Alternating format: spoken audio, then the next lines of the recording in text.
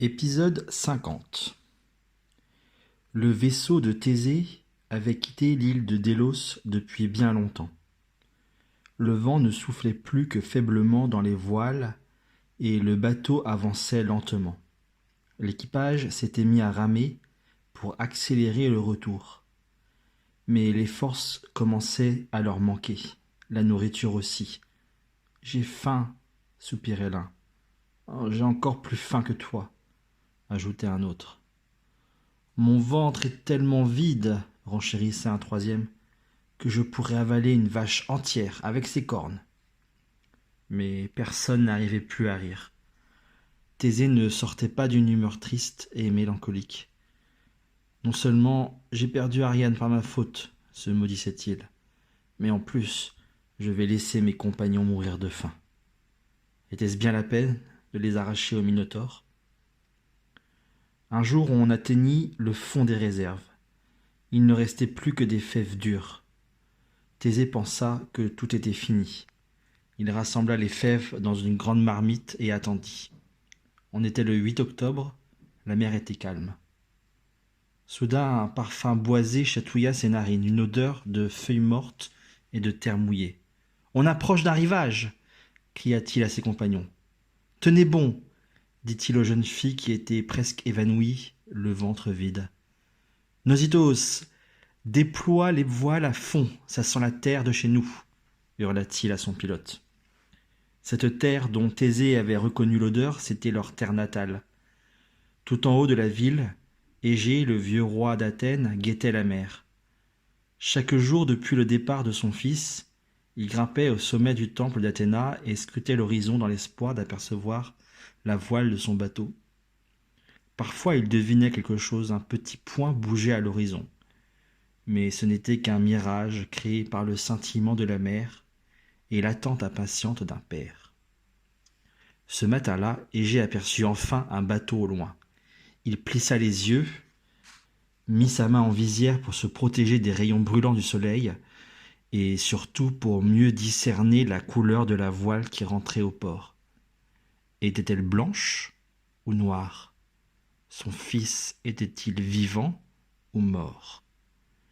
Le navire de Thésée le ramenait-il victorieux à Athènes ou rentrait-il vide ? La gorge nouée, Égée s'était mis à trembler. Il avait l'impression que la voile était sombre. Était-ce son imagination qui lui jouait des tours ? La voile se rapprochait lentement, et avec elle le malheur s'abattait sur les épaules du vieux roi. Oui, la voile était noire. C'était le signe convenu. Thésée, son fils chéri, était mort. Le roi fut pris d'un étourdissement. Il vacilla, s'approcha du vide. La mer écumait à ses pieds. La voile couleur de corbeau était maintenant bien visible. Impossible de se tromper, impossible d'échapper à cette nouvelle sinistre. Submergé par la douleur, Égée se jeta dans la mer. Peu de temps après, le navire entra au port. Une foule s'était rassemblée pour l'acclamer. Bientôt, les jeunes gens purent retrouver leurs proches, et une procession triomphale s'organisa. Les mères des rescapés chantaient leur joie. Thésée pensa à remercier les dieux de leur avoir permis de rentrer vivants. Il offrit une branche d'olivier tressée de laine blanche et garnie de raisins en hommage au dieu Dionysos.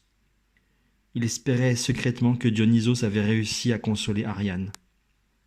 Toute cette liesse populaire se tournait vers Thésée qui était fêté en héros. Lui seul avait réussi à vaincre la malédiction qui pesait sur Athènes. Cependant, une chose attristait Thésée, l'absence de son père. Comment expliquer que le roi ne soit pas venu à sa rencontre ? Pourquoi ne l'accueillait-il pas ? Thésée, amer, se disait qu'il ne devait pas compter beaucoup dans le cœur de son père. Ils avaient déjà mis pied à terre depuis plusieurs heures quand la foule s'écarta brusquement pour laisser passer un étrange convoi.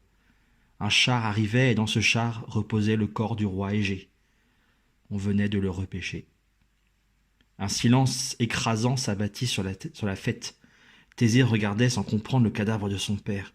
« Notre voile !»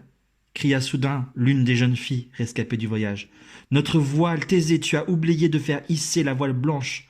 Ton père t'a cru mort. » Un murmure parcourut la foule. Thésée, accablé, tomba à genoux dans le sable. Responsable, je suis responsable de la mort de mon père, murmura-t-il. La fête était finie. On rangea les instruments de musique, on éteignit les feux de joie. Chacun s'éloigna discrètement pour laisser Thésée face à son chagrin. Lorsque la nuit fut tombée, Thésée se releva. Il était seul sur la plage. Enfin, presque seul. Nosithoos était resté. Lorsqu'il vit le jeune homme sortir de son immobilité, il s'approcha. Il lui enveloppa les épaules de sa cape et dit « La mer derrière nous, cette mer portera désormais et pour toujours le nom de ton père. Elle s'appellera la mer Égée. » Thésée releva la tête. D'un ton à peine audible, il balbutia. « J'avais oublié, tu comprends, j'avais oublié. » Nosithoos répondit « Je sais. Rien n'est plus dur que de tenir sa parole. Tu viens de l'apprendre de manière tragique par 2 fois. Mais seul celui qui a la mémoire de ses promesses, seul celui qui considère sa parole comme un acte qui l'engage, mérite le nom d'homme. Tu as de grandes choses à accomplir, Thésée. Tu les accompliras si tu n'oublies plus jamais cela.